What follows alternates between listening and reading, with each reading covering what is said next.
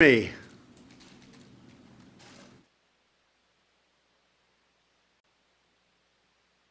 Yes, sir. We have you loud and clear. Well, that's what we like. Great American equipment that works. And this isn't easy. I want to say it's very exciting to be here today. Very, very exciting. And to speak to you live with three brave American astronauts. These are our finest. These are great, great Americans, great people. To join us from orbit aboard the International Space Station, Commander Peggy Whitson and Colonel Jack Fisher. And Peggy Whitson has been setting records, so we're going to talk about that very soon. I'm here in the Oval Office along with my daughter Ivanka and astronaut Kate Rubins, who recently returned from space and from the space station. Together we are being joined by students all across America, thousands and thousands of students who are learning. They're learning about space, learning about a lot of other things. And they're watching this conversation from the classroom. And all over, we have astronauts and we have everybody. We're flying right now 17,000 miles per hour. That's about as fast as I've ever heard. I wouldn't want to be flying 17,000 miles an hour, but that's what you do. Peggy, Jack, and Kate, I know that America's students are thrilled to hear from you. But first, I want to say that this is a very special day in the glorious history of American space flight. Today, Commander Whitson, you have broken the record for the most total time spent in space by an American astronaut, 534 days and counting. That's an incredible record to break, and on behalf of our nation and, frankly, on behalf of the world, I'd like to congratulate you. That is really something. And I'd like to know, how does it feel to have broken such a big and important record?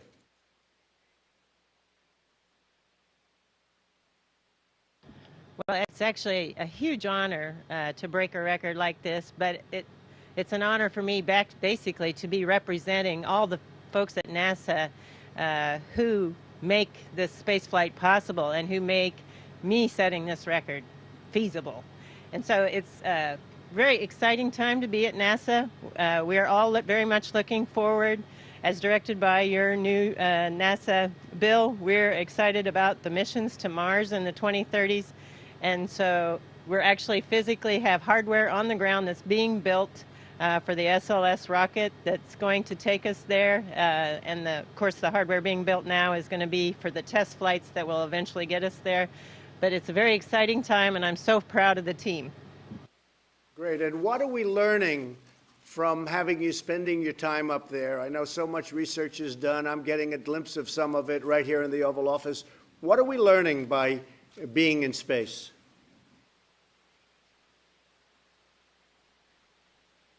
Well, I think probably the International Space Station is providing a key bridge from us doing living on Earth to going somewhere into deep space. So on those Mars missions, we need to better understand how microgravity is really affecting our body, and we need to understand it in great detail. So many of the studies are looking at the human body.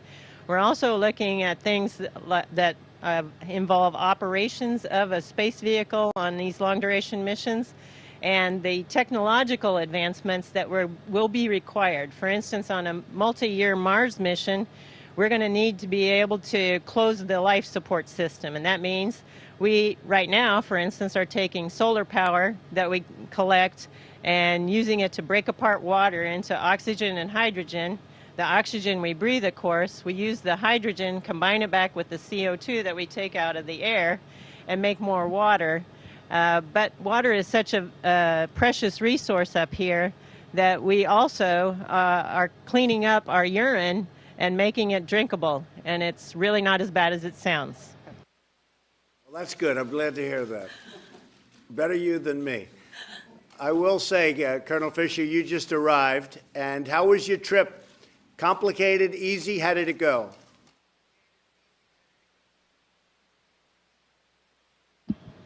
Oh, sir, it was awesome. It made even my beloved F-22 feel a little bit underpowered. It was, I launched in a Russian vehicle with my Russian friend Fyodor Yurchikin from Kazakhstan. Uh, got the immediate perspective change as we got to orbit, and I saw that frail, thin blue line of life around the Earth. 6 hours later, we're docked to the station. The next day, I install an experiment in the Japanese module that's going to be looking at new drugs and how we can make those drugs for muscular dystrophy, Alzheimer's, multi-drug resistant bacteria, all sorts of things. A couple hours later, I watched our crewmate Thomas Pesquet, a Frenchman, drive a Canadian robotic arm to capture a spaceship from Virginia carrying 3.5 tons of cargo and science that's going to keep us busy for the next few months, and dock that to the station. Sir, it's amazing. Oh, and then, now I'm talking to the President of the United States while hanging from a wall. It's amazing. The International Space Station is by far the best example of international cooperation and what we can do when we work together in the history of humanity. And I am so proud to be a part of it. And it's also just cool. Like yesterday, I had, well, there you go. There's our resident space ninja doing the gravity demonstration. And yesterday morning, I had my coffee in floaty ball form, and sir, it was delicious. So it's awesome.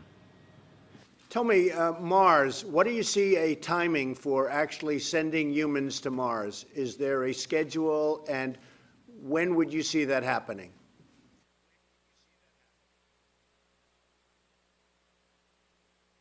Well, I think as your bill directed, it'll be approximately in the 2030s. As I mentioned, we actually are building hardware to test the new heavy launch vehicle, and this vehicle will take us further than we've ever been away from this planet. So, unfortunately, spaceflight takes a lot of time and money, so getting there will require some international cooperation to get it to be a planet-wide approach in order to make it successful, just because it is a very expensive endeavor, but it is so worthwhile doing. Well, we want to try and do it during my first term, or at worst during my second term, so we'll have to speed that up a little bit, okay?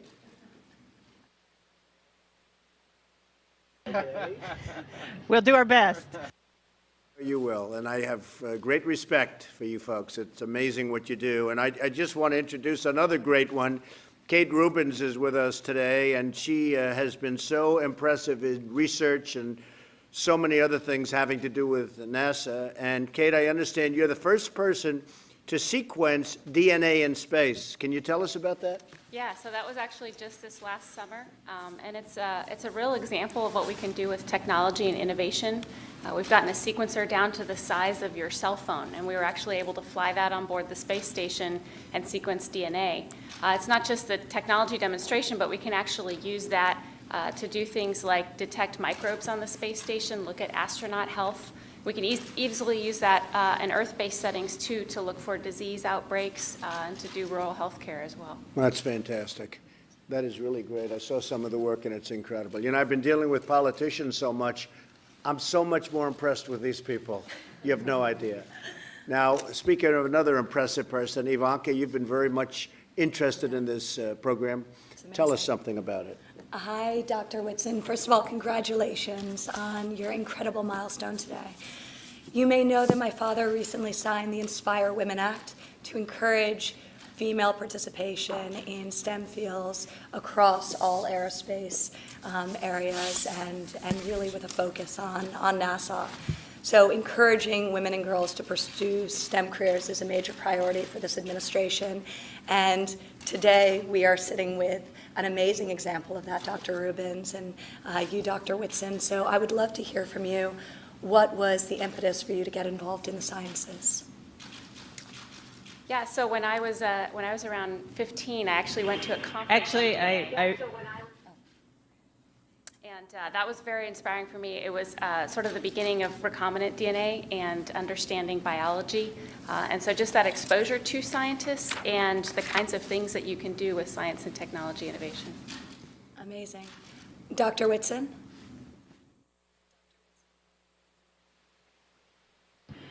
For me, it was actually the Apollo program was my inspiration, and that was when it became a dream to become an astronaut. But I don't really think it became a goal until I graduated from high school when the first female astronauts were selected.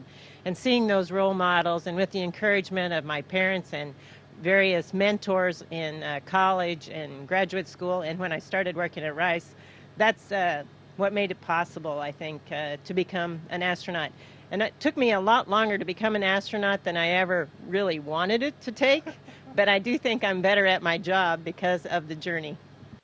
You're an incredible inspiration to us all. So, I would also like to ask you one more question. I'm incredibly curious, as I'm sure all the students across the country are, to know what a day in the life in space is like. Could you share what a typical day looks like, what the challenges are, just any special moments?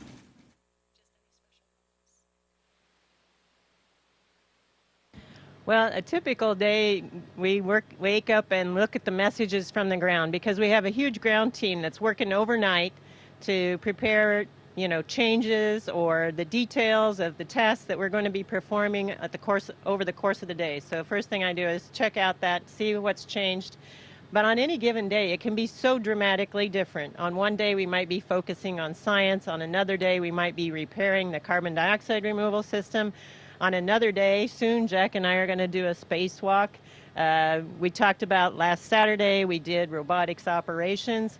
I love the diversity of the different activities that we do. Plus, we have over 200 investigations ongoing on board the space station, and I just think that's a phenomenal part of the day. Of course, there's also just the living and on board the space station. It's such a unique and novel environment, nothing that we're used to on the ground. And it's so special to just be in zero gravity.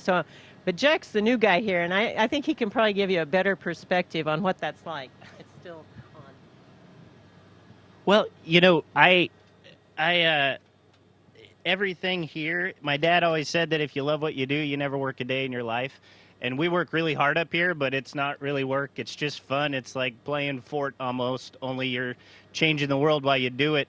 And then on the off time, the other morning I was working out, and on our machine that we work out on, right below it is the cupola window. And so when you're on the kind of device where you do crunches, every time you come up, you see out the window. And it's awesome because you kind of go crunch. Oh, my gosh, that's beautiful.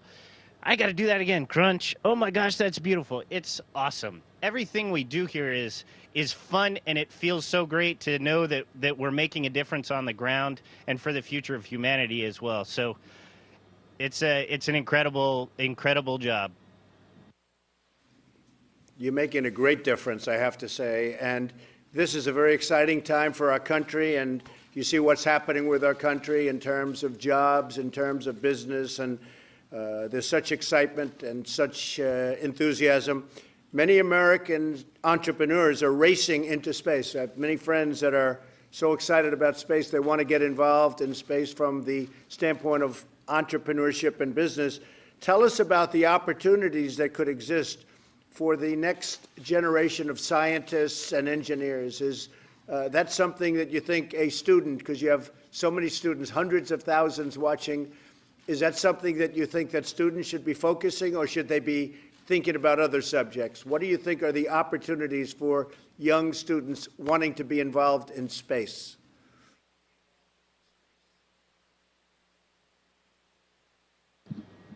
Sir, absolutely. I think that this is probably the most exciting time in space exploration, certainly in my lifetime. We are about to just have an explosion of activity. There is so much involvement on the space station with commercial industries and commercial partners. We have an entire program to manage the science. NASA has done a wonderful job of seeding a new industry with the commercial crew program and the commercial cargo program so that we can build the infrastructure we need for the future exploration. One thing I love about American entrepreneurs is once you get them going, you better stand out of their way because they're going to start trucking. And we're about to that point. NASA is taking on that expensive, hard, complex task of going further and deeper into space with the wonderful new rocket Space Launch System and Orion. And then as soon as we break open that door, this incredible infrastructure that we've been building is going to be right there to pick up the baton and continue into the stars. I would say to all the students that are watching, the time to get excited is now. If you aren't studying science and math, you might want to think about that because our future in the stars starts now, and you can be a part of that if, like Dr. Whitson, you can find that passion and work really hard, and we're gonna find a permanent foothold in the stars for humanity if you do that. Well, thank you. So well said. And I have to say there's tremendous military application in space. We're rebuilding our military like never before. We're ordering equipment, and we're going to have the strongest military that we've ever had, the strongest military that the world has ever seen, and there's been no time where we need it more. And I'm sure that every student watching wants to know what is next for Americans in space. I'm very proud that I just signed a bill committing NASA to the aim of sending American astronauts to Mars. So we'll do that. I think we'll do it a lot sooner than we're even thinking. So which one of you is ready to go to Mars? Are you ready? And I think you're ready. I know you're ready, right? We just discussed that. She'd like to go to Mars very quickly. Who's ready to go to Mars up there? We are absolutely ready to go to Mars. It's going to be a fantastic journey getting there and very exciting times. And all of us would be happy to go. But I want all the young people out there to recognize that the real steps are going to be taken in a few years. And so by studying math, science, engineering, any kind of technology, you're going to have a part in that, and that'll be very exciting. I just want to thank you very much. And Dr. Whitson, congratulations. Amazing. What an amazing thing that you've done. Everybody here, I know your family, but everybody here is incredibly proud of the record you just broke. I hope that every young American watching today finds in your example a reason to love space and think about space, because many great things are going to come out, tremendous discoveries in medicine and so many other fields. So thank you very much. I want to say God bless you. God bless America. We are very